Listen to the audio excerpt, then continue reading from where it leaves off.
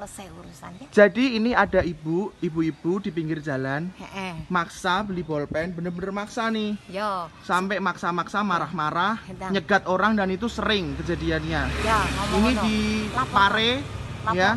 Laporkan ya. Ibu siapa Bu namanya? Nih, KTP saya mau aku ambil. Mana KTP-nya? Ayo masuk. Fotonya. Mana coba sini? Ayo masuk ke situ. Ya bawa sini, ngapain saya masuk ke sana kurang kerjaan? Kamu lari nanti. Lah, ngapain saya lari? Ini udah saya rekam, cepet bawa sini makanya. Nah, foto. Ayo masuk ke dalam fotonya. Wah, ngapain masuk malah semakin saya ditawarin nanti. Lah enggak, fotonya KTP ku ambilan. Udahlah, ini KTP lu ambil laporno. Tuh, dia nawarin sambil marah-marah ya. juga. Lah, KTP ku bawaan. Ini orang waras atau orang? Memang saya waras. KTP ku bawaan ke sana. Bawa sini, ngapain saya buang-buang waktu? Laporin ke polisi, KTP ku bawaan. Enak kan? Biar orangnya ke sini. Nanti biar aku cerita semua biar beres dah. Orangnya nih. Dah. Siapa Bu namanya? Lah yuk KTP ku gawon. Ngapain bawa KTP? Kurang kerjaan. KTP ku bawaan iku sekalian biar orangnya ke sini. Kalau kalian tuh nggak ada sinyal akan terjadi sesuatu. Kalau saya ada. Bahkan sebelum corona berapa tahun udah ada. Dan saya harus menata itu, tapi orang menganggap saya gila, ngerti? Okay, on our way to go to Bude Begal.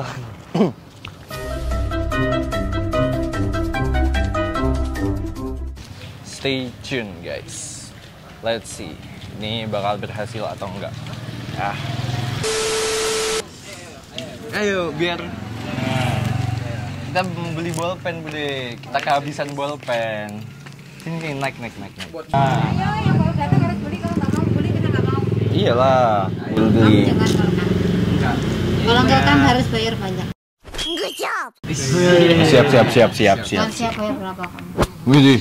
Apakah mau anak-anak semuanya beli 1 biji 2.000 semuanya? 1 biji 2.000 semua? Iya, ini berapa orang ini? Boleh ya. Jangan kena mak, nanti kamu dimarahin mak. Why are you crying?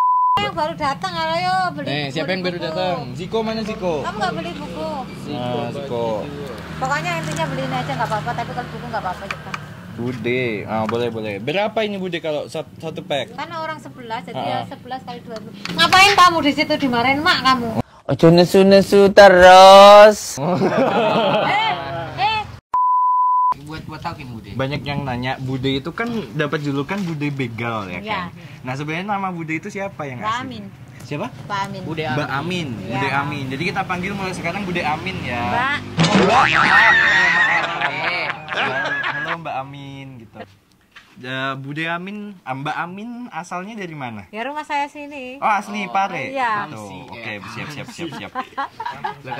Akamsi. Boleh. Jadi ini kan Bude terkenalnya karena jualan bolpen. Bude pekerjaannya sebelum jualan bolpen. Loh, saya awal udah jualan udah 13 tahun loh. Berapa sih? 13 tahun. Awalnya jualan Marimas. Oh, jualan Marimas. Di sini juga Bude. Marimba ada. Ya macam-macam lah. Marimas, nasi pokoknya ganti-ganti sampai nggak laku kan karena banyak orang ngontrak, akhirnya jualan tepi jalan. Ini buat aku. Jadi udah 13 tahun Bude jualan. Iya, tapi jualan tepi jalan baru 3 tahun. Oh, ini baru berarti yang di tepi-tepi Yang di tepi jalan baru. Saya jualan udah 13 tahun. 13 tahun. Nah, ini kan kita baru datang nggak baru datang, maksudnya belum lama di kampung Inggris. Dulu tuh kampung Inggris emang udah rame gini atau masih sepi Bude? Ya sepi lah. Jarang yang ada jualan-jualan kayak gitu. Ya jarang lah, saya aja jualan nomor 4 di jalan ini, sekarang yang jualan udah banyak. Oh, gitu. Jalanan ini dulu sepi. Saya nomor 4 jualan. Sekarang yang jualan banyak. Terus gimana? Ya nggak gimana-gimana. Jangan kau pandang salah, saya jualan tepi jalan, saya benar. Oh, nggak ada yang salah Bude. Kita support Bude. Ya. Oke. Terus ini Bude. Jualan bolpen kan udah 13 tahun. Memang dari Kok 13 tahun sih? Katanya 13 tahun. 13 tahun itu jualan macam-macam beda. Ganti-ganti. Gitu. Jualan ini direbut orang, jualan ini direbut orang, direbut semuanya, akhirnya tepi jalan lah. Iya. Ngerti. Kalau boleh tahu kenapa kok gitu Bu? Ada Gini masalah loh. gimana? Gini loh, tetangga saya, kerabat saya itu Waduh. otaknya itu sempit. Waduh. Bagaimana caranya dapat uang itu yang banyak itu nggak bisa berpikir untuk usaha sendiri. Sukanya satu orang bangun 3 kios, 4 kios, 5 kios. Di jalanan ini nih, satu orang ini tetangga saya ngontrakin 3 kios, 4 kios. Otomatis banyak orang ngontrak kan, dikontrakan kan. Akhirnya yang ngontrak niru apa yang saya jual. Otomatis saya kan nggak bisa apa-apa kan. Nah itu Persaingan ya. Berarti bukan persaingan, dia tetangga dan kerabat saya itu. Kalau otaknya normal ngapain dikontrakin jualan sendiri, bisnis sendiri, untungnya kan lebih banyak. Tapi karena tetangga saya itu jauh dari ulama dan kiai dan akhirnya seperti ini ya, saya ngalah lah, tapi jalan kaki ini biarin, asalkan di mata kiai saya benar. Saya disuruh kiai loh, didukung kiai seperti ini, makanya pede. Iyalah harus pede Budi. Enggak, kalau kiai menyalahkan kita baru kita nggak boleh. Kiai membenarkan saya karena segala usaha nggak ada hasil. Iya betul. Kan betul, kehendak kiai jualan saya laris, tapi Betul. sini dimusuhin sama orang. Paham? Iya. Bahkan satu kampung musuhin saya. Jadi tolong jangan dipandang saya sebelah mata karena saya dibenarkan kiai. Iya, enggak ada Budi. Tapi lain deh, kalau pikiran kamu anak muda nggak bisa menerima semuanya itu. Bahkan kamu kalau nggak dihadapin kiai langsung baru kamu percaya. Kalau omongan saya aja kamu nggak percaya. Kalau ingin tahu sebuah kebenaran, cari kiai yang dapat karomah. Tanya soal saya, itu baru kau percaya. Tapi sekarang yang kiai dapat karomah juga sulit deh. Kiai banyak yang meninggal muda-muda. Anaknya pun nggak sehebat para ulama tuh. Ya nggak sehebat abahnya. Gitu ya, mungkin zaman mau berakhir Pak Dek. Iya. Tuh. Oh gitu.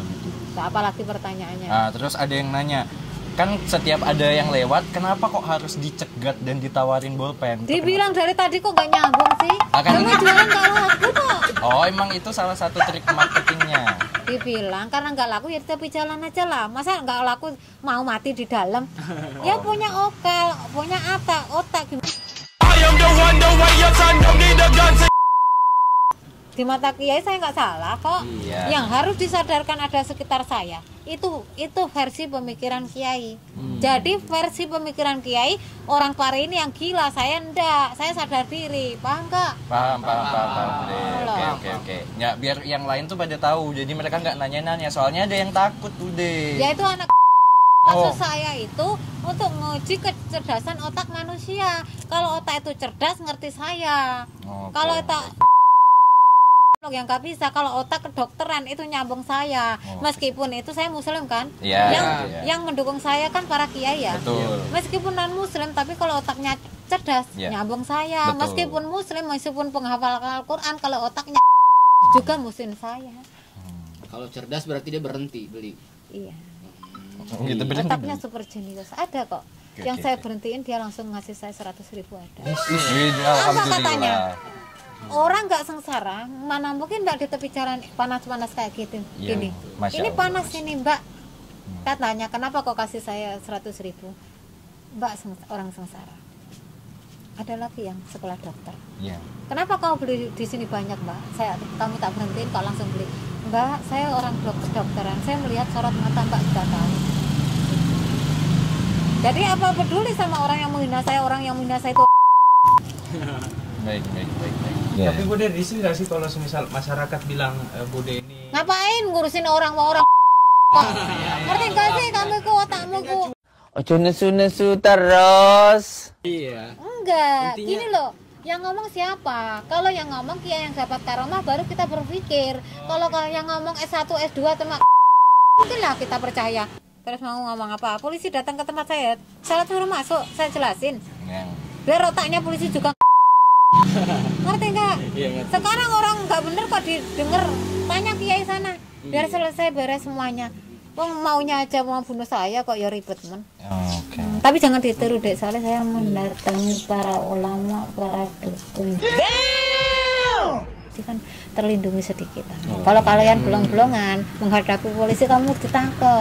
Iya. Terus Bude kan sebelum corona tapi Bude udah di jalan.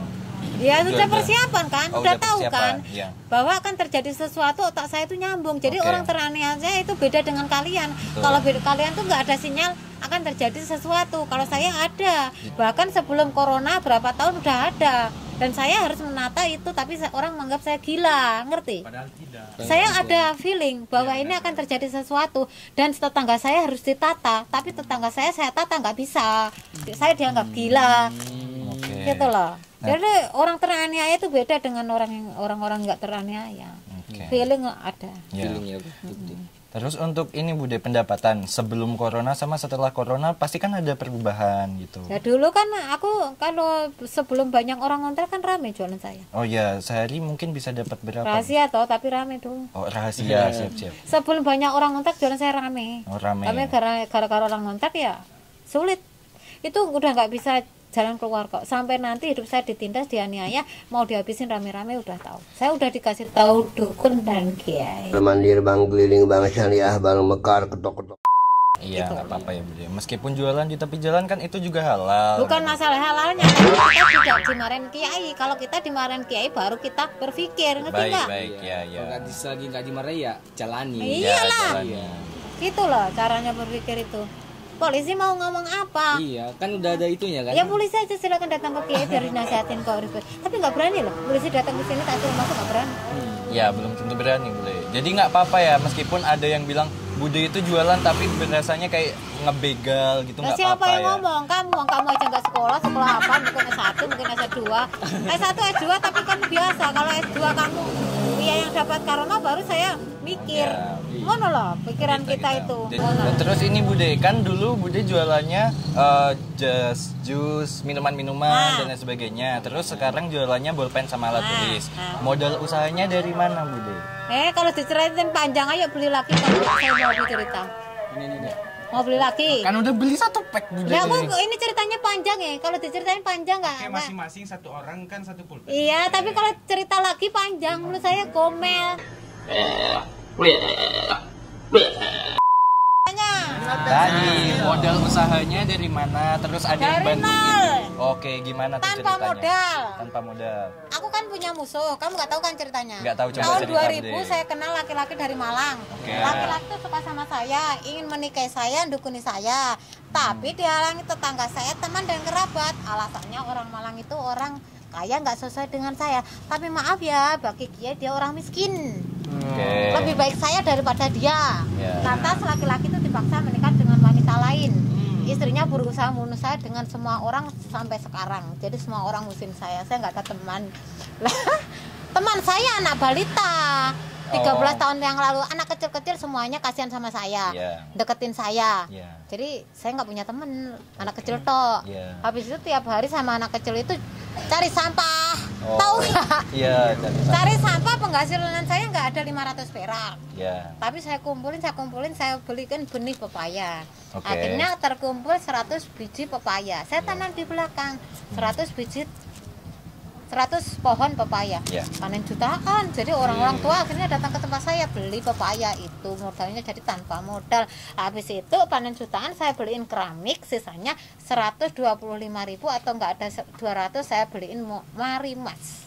Tuh, tanpa modal loh itu. Tahun berapa Bude? Tahun berapa? 13 tahun yang lalu. 13 tahun yang lalu. Apa? Dulu waktu jualan marimas di pinggir jalan juga? Ya enggak lah, di rumah tua belakang saya itu di emperan saya bisa jualan saya jualan ini, jualan marimas jualan apa? Bolpen. Ya jualan apa-apa itu bisa jualan marimas bisa buat rumah ini. Kamu kira main-main? Enggak. Ini rumah sudah saya cor semua ini hasil jualan marimas. Iya. Kamu kira nganu, soalnya lu waris beneran waktu itu. Ya, sebelum banyak yang ngontrak-ngontrak dan lain sebagainya itu kan masih rame ya Bude ya. Iya. Sekarang udah nggak apa-apa ya Bude, meskipun dijahatin sama orang-orang. Dibilang ngapain tau dengerin omongan. Pak ini nggak bisa nyambung-nyambung dari tadi. Kenapa Bude nggak pernah berpikiran untuk melapor ke polisi atau ke Polisinya juga gitu. Nah, tapi terbukti loh ya. Sekarang ngomong polisi kok bunuh orang. Ya kan gak kayak gitu. Masa jenderal otaknya nggak bisa dipakai. Enggak, seandainya saya jadi jenderal nggak usah bunuh lah, pakai dukun ya. Mandir bang keliling bang syariah bang mekar ketok-ketok. Biar silent kan? Enggak, biar rahasianya nggak terbuka. Selesai kan. Udah pangkatnya naik, nggak bunuh orang, selesai kan. Ini otaknya otak Nggak dipakai ya emang. Iya. Terus Bude, ini sebelum saya tahu polisinya nggak benar tuh sumbernya dari kiai juga. Nih, apa deh kira-kira pesannya buat ya tetangga-tetangga Bude atau pesannya mungkin... untuk kalian. Oh ya. Biar nggak blok ya. Ya. Kalau kalian muslim, Ya. mulai sekarang berdoa. Ya Allah, jadikanlah saya orang sukses, orang kaya, orang baik. Amin. Itu aja. Itu aja. Udah itu aja. Itu. Ya sudah. Terima kasih banyak ya. Ya, sama-sama Bude, Waktunya semoga sholat. ya, semoga Mbak Ami sehat, usahanya lancar. Saya nggak pernah sehat kok, percaya nggak? Sekujur tubuh saya kena kanker, percaya nggak? Nggak percaya? Iya. Kanker otak, kanker susu, kanker perut, banyak semuanya ada penyakitnya. Nggak percaya? Saya pakai puasa, tapi diet makannya. Makanya bertahan belasan tahun. Yang bilang Bude kena kanker siapa? Nggak percaya, tak bukain fotonan. Kalau nggak percaya, ya udah. Iya, percaya. Wes, apa lagi pertanyaannya? Udah sih Bude, kita mau cuma doain aja. Terus makasih juga udah mau cerita sama kita. Terus tadi udah ngasih saran dan juga pesan buat kita. Ya. Ya, nanti carikan. Bude, assalamualaikum. Bude, makasih Bude. Iya, ya. Salim dulu. Carikan pembeli ya, Ya, teman-teman. ya siap. Salim semua, salim. Salim Bude, nggak apa-apa nih. Salim. Antri. Ya.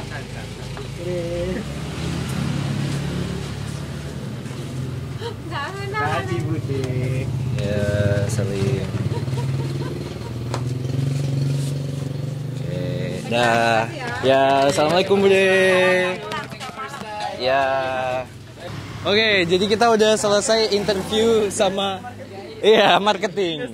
Sama S3 marketing di Kampung Giris Bude Begal. Jadi gimana guys menurut kalian Bude Begal ini?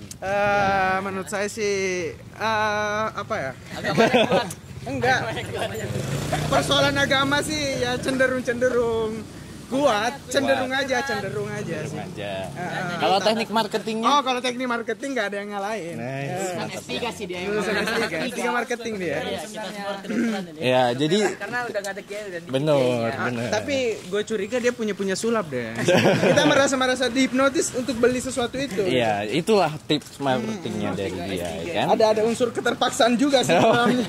Tapi kalau dari cerita hidupnya gimana guys? Hampir ini sih kayak lelucon kuno. Lelucon kuno kayak ini sih didongengin sebelum tidur. Iya, tapi ada sisi positifnya lah ya beberapa. Positifnya. Jadi ya namanya cerita kan punya sisi positif. benar, nggak apa-apa lah ya guys. Sisi Ya. positifnya itu apa ya? Dia itu pekerja keras ya. Benar, kerja keras, tidak pantang menyerah, percaya diri. Apa tidak takut apa? Tidak takut panas. Ya betul. Kan di pinggir jalan Dihujat guys. tetap ini ya kan. Ya. Kita doain aja semoga ibunya lancar Ibu jualannya. siapa lagi sih nama asli? Ami. Ibu Ami ya, semoga Ya, lancar ya. semoga lancar jualannya, terus tetap jadi ikonnya Kampung Inggris. Ya, itu jadi ya. kamu semua nanti kalau kesini biar bisa ketemu sama Ibu Begal bolpennya, oke? Oke. Dah, thank you, see you guys.